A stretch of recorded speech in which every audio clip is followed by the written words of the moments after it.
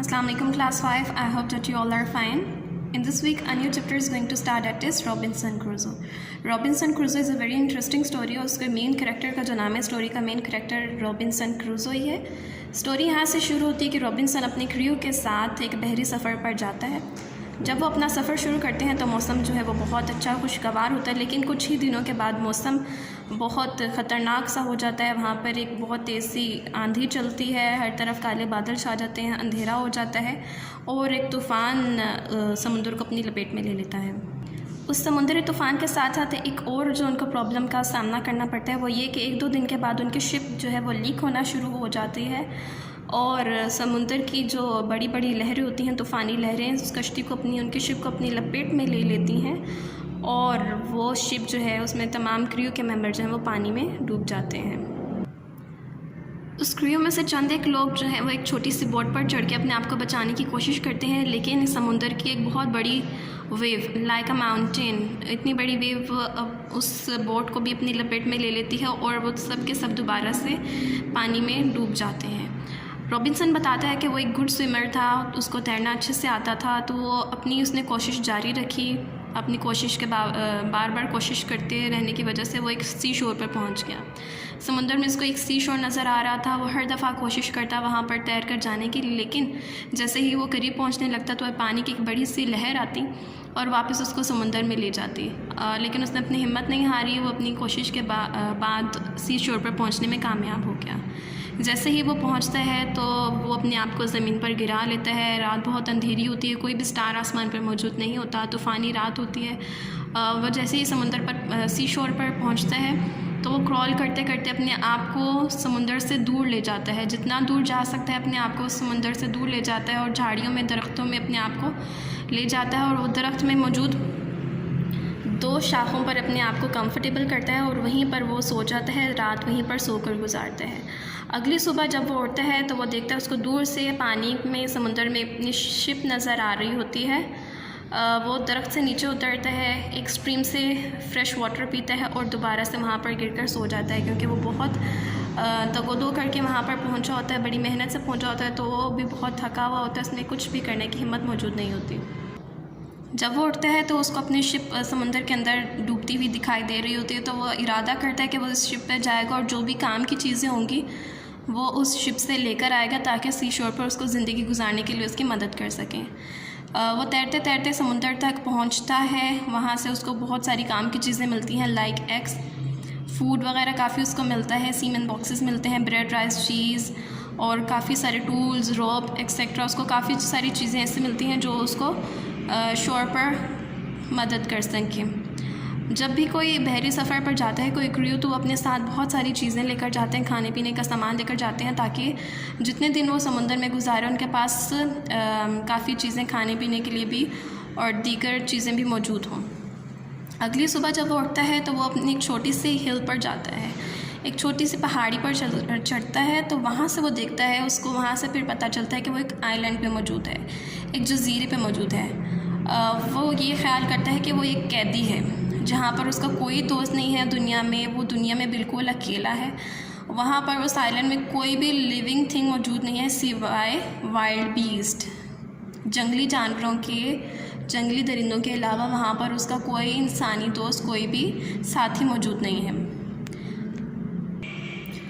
अगले दिन वो दोबारा से अपनी शिप पर वापस जाता है। वहाँ पर चीज़ें देखता है कि और कौन सी चीज़ें जो हैं वो उसको सी शोर पर रहने में मदद कर सकती हैं। वहाँ से वो ड्रॉप, नेल सेल्स, कपड़े वगैरह वो वहाँ से लेता है और इसके अलावा वहाँ पर उसको एक वुडन बॉक्स मिलता है जिसके अंदर सिल्वर और गोल्ड कॉइन्स मौजूद होते हैं जो सूरज की रोशनी में चमक रहे होते हैं। वो उनसे कहता है दुनिया में हर एक इंसान को तुम्हारी ख्वाहिश है, वो तुम्हें हासिल करना चाहता है, लेकिन यहाँ पर तुम मेरे किसी काम के नहीं हो। वो वहीं पे छोड़ देता है गोल्ड कॉइन्स को और सिल्वर कॉइन्स को और वापस अपनी शिप पर आ जाता है, आइलैंड पे आ जाता है। जब वो वापस अपनी आइलैंड पर आता है तो वो देखता है कि आसमान पर दोबारा से काले बादल छा रहे हैं और बारिश होना शुरू हो जाती है। और जब वो शिप अपने शोर पर पहुंचता है, आइलैंड पर पहुंचता है, वहाँ से देखता है कि उसकी शिप मुकम्मल तौर पर समुद्र में डूब जाती है।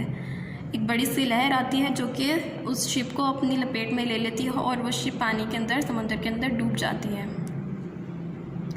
अगले कुछ महीने वो अपने आप को मसरूफ़ कर लेता है एक बड़ा सा मज़बूत सा घर बनाने में। वो शिप से कुछ लकड़ियाँ, कुछ रोप्स, कुछ टूल्स वगैरह लेकर आया होता है जिनकी मदद से वो अपना एक स्टॉकेट बना लेता है, एक मोर्चा बना लेता है ताकि उसमें रह के वाइल्ड एनिमल्स से महफूज रह सके। इसी तरह काफ़ी महीने गुजर जाते हैं, वो मेहनत से काम करता है, पूरा आइलैंड एक्सप्लोर करता है। जब वो उस आइलैंड के दूसरी तरफ जाता है तो वो देखता है कि वहाँ पर एक बहुत खूबसूरत सी वैली मौजूद है और वो वहाँ से वाइल्ड ग्रेप्स, लाइम्स और कुछ और चीज़ें इकट्ठी करके अपने घर ले आता है। एक दिन उसको अपने घर के बाहर कुछ वाइल्ड गोट्स, बकरियां नज़र आती हैं। इनमें से वो एक का शिकार करने ही वाला होता है अपने खाने के लिए कि वो देखता है कि एक जो गोट, बेबी गोट है, वो उसके पाँव में लेट गई है। तो उसके बाद उसने वो उसको नहीं मारा, उसको अपने पास उठा लेता है और उसके बाद वो गोट उसके साथ ही रही। इसी तरह उसको आइलैंड पे महीनों गुजरते हैं, साल गुजरते हैं, 2 साल गुजर जाते हैं। फिर एक दिन वो इरादा करता है कि उसको एक बोट बनानी चाहिए, एक सेल बनाएगा। वो टिम्बर कलेक्ट करता है, लकड़ियाँ काटता है और उससे एक सेल बनाता है। वो सेल बनाता है कि जो हवा में वो उसकी कश्ती जो है वो तेज़ चल सके। आइलैंड पे रहते हुए वो बहुत सारे काम करना सीखता है। वो सीखता है कि मिट्टी से बर्तन कैसे बनाए जाएं और उनको किस तरह से ड्यूरेबल बनाया जा सकता है। वो वहाँ पर चावल उगाना सीखता है, वीट उगाना सीखता है, रोटी बनाना सीखता है।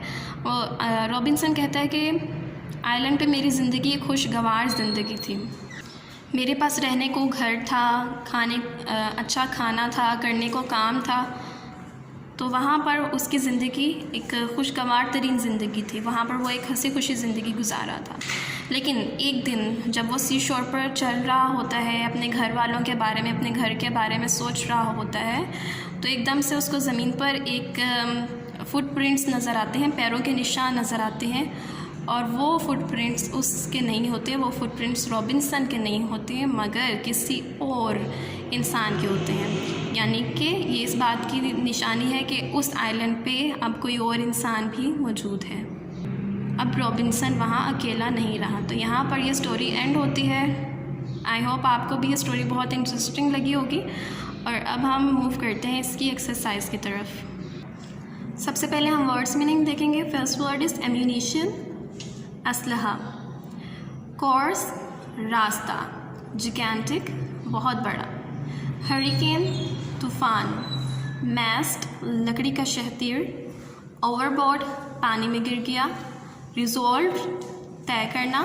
स्टॉकेट, लकड़ियों का मोर्चा। टॉर्नेडो, आंधी। वेसल, जहाज़। वायलेंट, पुरतशद्दुद। वॉयज, बहरी सफ़र। Now let's do the question answer. The first question is, who was Daniel Defoe? Daniel Defoe कौन था? Daniel Defoe was a famous writer. एक फेमस राइटर है। He was born in 1660। वो 1660 का पैदा हुआ। He wrote many novels. उसने बहुत सारे नॉवेल्स लिखे हैं, बहुत सारी कहानियाँ लिखी हैं। और ये कहानी जो आज हमने पढ़ी है रॉबिन्सन क्रूज़ो की, वो भी डैनियल डेफो ने लिखी हुई है। Second question is, what happen about 2 weeks after Robinson Crusoe start his voyage? जब रॉबिन्सन ने अपना बहरी सफ़र शुरू किया उसके 2 weeks के बाद क्या हुआ? A gigantic wave sank the boat and he was the only one who managed to swim ashore.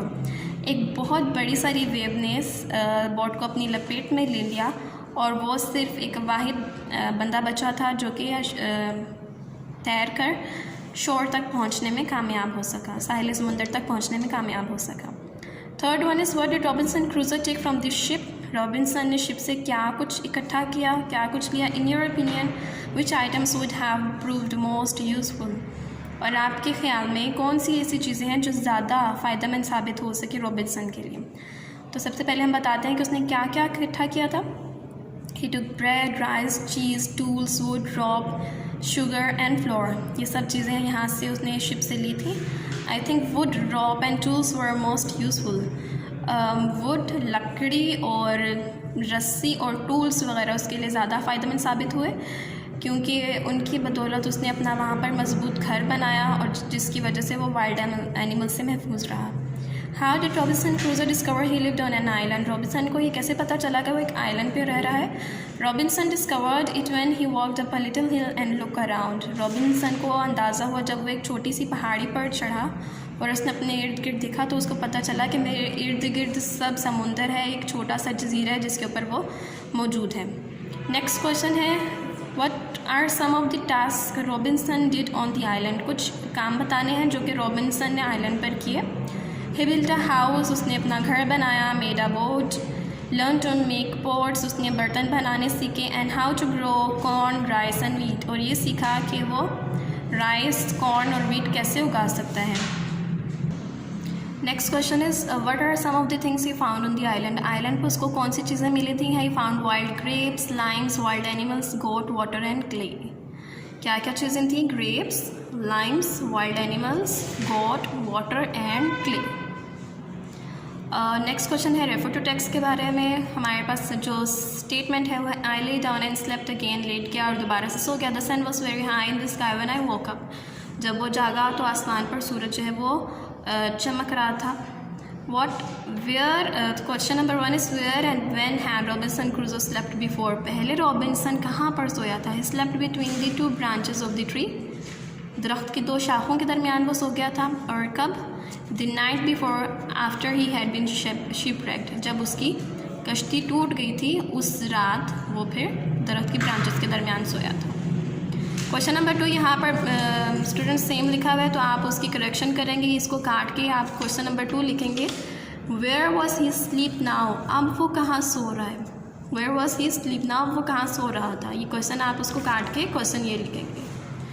Answer is he went to sleep again beside a river, वो रिवर के आगे सो गया। What did he decide to do on waking up, जब वो जागा तो उसने क्या सोचा, उसने क्या डिसाइड किया? He decided to return to ship to bring useful things on the island. जब वो जागा तो उसने सोचा, उसने ये डिसाइड किया कि वो शिप पर वापस जाएगा और कुछ फ़ायदेमंद चीज़ें, यूजफुल थिंग्स आइलैंड पर लेकर आएगा। He decided to return to ship to bring useful things on island. Next statement है हमारे पास, the next morning I walked along the shore and up a little hills. What had he done the previous morning? पिछली सुबह उसने क्या किया था? He had collected many things from ship.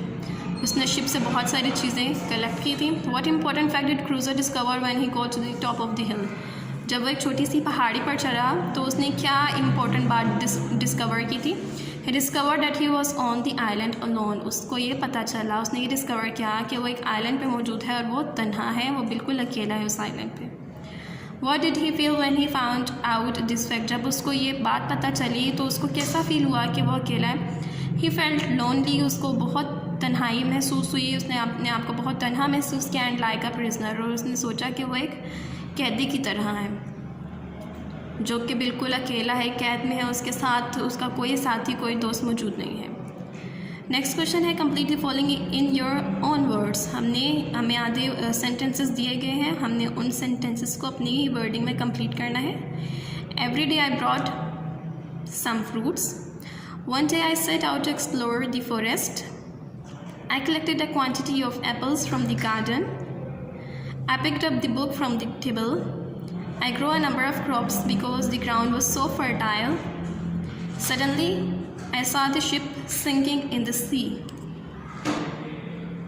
Next question है, write the meaning of the following. यहाँ पर कुछ words दिए गए हैं, उनके मीनिंग्स हमने लिखने हैं। हरिकेन, तूफान, स्टॉकेट, लकड़ियों का मोर्चा, मैस्ट, लकड़ी का शाहतीर, आइलैंड, जजीरा, रिजॉल्ट, तय करना, पिस्टल, पिस्तौल, टोर्नेडो, आंधी, फोर्ट, किला, आइलैंड, छोटा जजीरा, सोल्ड, हल निकालना।